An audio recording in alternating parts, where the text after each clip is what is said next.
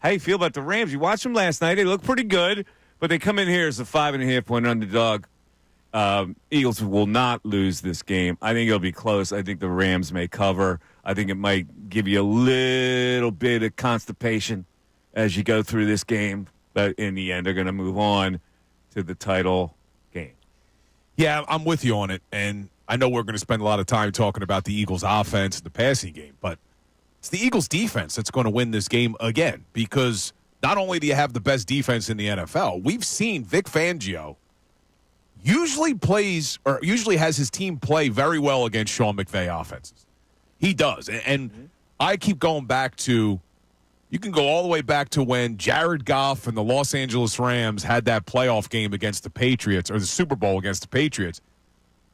Belichick used the Vic Fangio scheme to win that Super Bowl. It was Fangio that gave the blueprint on how to stop that Sean McVay offense. And this offseason, I remember reading some articles once the Eagles hired Vic Fangio where they talked about the Fangio scheme, and Sean McVay, Kyle Shanahan, they were asked, what's the most difficult defense for you to go up against? They all said Vic Fangio's defense. So I think you're going to see more of the same this Sunday. I think Fangio's going to figure out a way to shut down that offense, which isn't as good as people remember. We keep thinking Sean McVay, Matthew Stafford, they're not a dominant offense like they've used to be. You're right. Now, Fangio did say he's a very clever play caller. If you're a clever play caller, you get to exploit Oren Burks in this game somehow with an intermediate passing game. Which may be Trotter Jr., too. You heard Fangio. Trotter Jr. had big things to say about Trotter Jr. He did. Let's get back to our conversation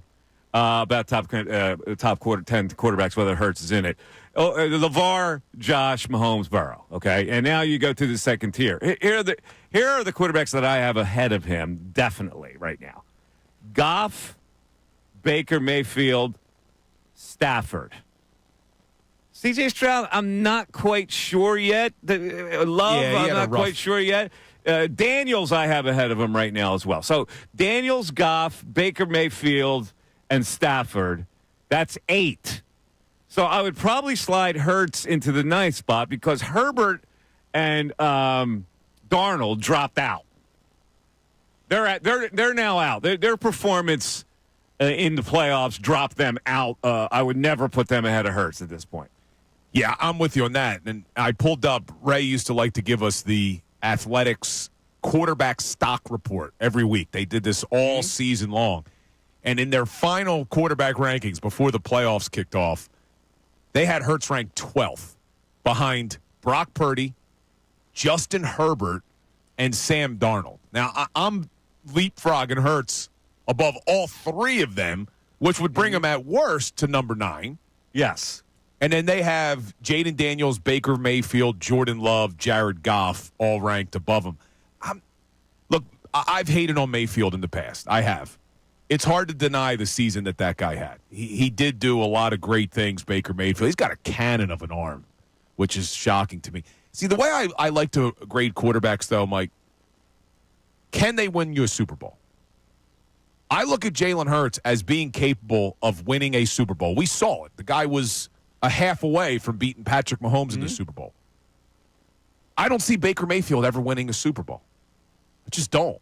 No, you're probably right. But I don't think you can deny that he produced. He did. That's why I'm debating whether or not I would put him above Hertz. But at the very least, even if you assume all these players or quarterbacks are above Hertz, Hertz is still in the top 10. He is. He's 9, 8, 9, 10 in that area. You're listening to the Mike Missanelli Show on WPEN and WPEN HD, Burlington, Philadelphia, Beasley Media Group Station, broadcasting live from the Comcast Business Studio, powering possibilities. All right, let's get back to this Dan Orlovsky thing. We played it a little earlier. He did a film breakdown saying Jaylen Hertz is not at fault at all, that everybody was covered. So if everybody's covered, their scheme was wrong. You got to scheme receivers open, and their scheme left something to be desired, and we'll get to that in a second. But you know who reacts to all this stuff? And he comes off like he's above Orlovsky. God bless his little heart. He must be bored out there because he tweets a lot. And I'm talking about the former Eagle executive, Mr. Joe Banner. Wait, he responded to Orlovsky? Joe Banner. I didn't see it. he responded to an Orlovsky tweet. The conversation around how Jaylen Herz played today over the next few days will really be interesting. And then later on, he supported Jaylen Herz with video evidence saying blah, blah, blah, the scheme was wrong. So Joe countered that Orlovsky tweet with the following. Worse today, but had numerous bad games. 3 teams with 4 or less wins had a possession at the end of the game with the Eagles, and if they scored, they won. Agree this was more extreme, but not unique. What very good teams did, the Eagles beat. That wasn't bad or missing a key player. Ravens, that's it. So he's poo-pooing the Eagles. I don't know, a little jealousy and a little boredom and a little bitterness maybe. So Uncle Filthy replies to Joe by saying, when I worked at the Link, everyone I met hated you, including the ticket takers. so people don't like it when a former guy connected with the team rips his own team. And that's why we played the shady thing a little earlier. But let's get into your Orlovsky thing, because you also have a counterpoint from another quarterback who played a lot more in the league than Orlovsky did. Orlovsky's a film studier. And the problem I have with Orlovsky is the problem I have with Orlovsky and company. They do it like they're just doing it for themselves. Like it's this chummy thing with Swaggy and everybody. Like it's like they're doing their own show within a show for themselves instead of bringing the audience in. I always have a problem with that when you kind of separate yourself from the audience. But anyway, here's what Orlovsky had to say as he was going over this video and looking at the Eagles scheme. No one was open. Now, if you were asking me, is this a quarterback like a Lamar or a Joe Burrow that is a sudden quarterback that does play bang, bang in their pass game, then maybe he could fit a 5-yard route in here or there. But that's not Jaylen's game. That's never been Jaylen's game, is like this crazy, on-time, rhythm-centric quarterback with their pass game. So, no one was open. I think the second thing, and I want to be very clear, this wasn't like an A.J. Brown or Devontae Smith problem where they're just getting gloved up. I truly believe that Green Bay had a great feel for what pass concepts were coming out of what formations or what situations. The big thing is this. There's very little in the middle of the field for Philly's pass game, pass concept-wise. There's very little layered pass concepts. It is a little bit easier for a defense to defend, in my opinion. I think that's where my concern is a little bit more than... all right. I have a problem with one part of that whole thing. Like, he's not right. He's saying that Kellen Moore got out-coached by Green Bay's defensive coordinator. That's basically what he's saying. But like, bang, bang, that's not Jaylen's game. Well, I go, okay, but don't you have to, like, have a total game? Like, it's not Jaylen's game, so that means you take him off the hook for that? Like, that's what I don't get about what he just said. Somewhere along the line, when you make that analysis, you just say, well, maybe the Eagles need to work on that, but right now it's not one of their strengths. Yeah, it's kind of the chicken or the egg argument, because you're saying in one hand, well, Kellen Moore's got to design these plays, but then on the other hand, you're saying, but Jaylen Herz, that's not his game. Exactly. So is Kellen Moore not calling these plays because Jaylen can't do it, or is Jaylen not doing it because Kellen Moore's not calling the plays? That's why I said the chicken or the egg. There have been people, and this comes mostly from the Hertz detractors, who say that Kellen Moore is calling the offense a certain way because he doesn't think Jaylen can handle other things. Now, I don't see that being the case. Well, if it is the case, then that's a criticism of Jaylen Herz. It is. That's what I'm saying. It's mostly the detractors who say that. If you're Orlovsky, you got to throw that in there. Okay, I'm criticizing him because he can't do that. Like, I get it. They need to work on that part of it.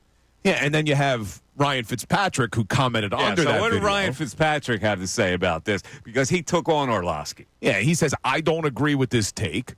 Drop back pass game is about timing, accuracy, and making quick decisions. Just because there aren't guys with 5 yards of space around them doesn't mean they are open.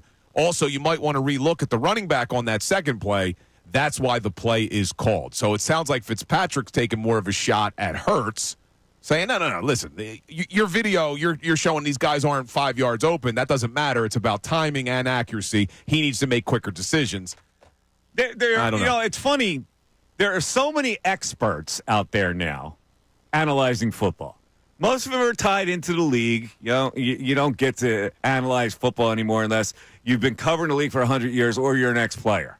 Like, that's the only people that are allowed to do that. And most of them, what they do is they have to have something to go to. And what they're going to here is the Eagles can't win the Super Bowl because Jaylen is not X. That's what they're saying. Yeah, but here's what I keep coming back to with Jaylen. We have seen a big enough sample size now where the guy continues to win. If he was not a good quarterback, there is no chance that they would have won 49 out of 60-something games or whatever it is right now. We've seen bad quarterbacks get exposed eventually. Jaylen Herz is still winning football games. Well, and that's the whole context that it has to be set. And we'll get to that in a second. 610-632-0975 to get in. We got Richard from Marsville. We get your calls. We're going back to the text board. It's the Mike Missanelli Show on 97.5 The Fanatic. The Philadelphia. Hey everybody, it's Bill Colarulo. Thanks for watching. We appreciate it. Make sure you like and subscribe to our channel so you can engage during the show, and you're not going to want to miss all the content that we post. It's not only the live videos, it's videos after the fact. It's our shorts. It's all the content you want as a Philadelphia sports fan. Looking forward to connecting.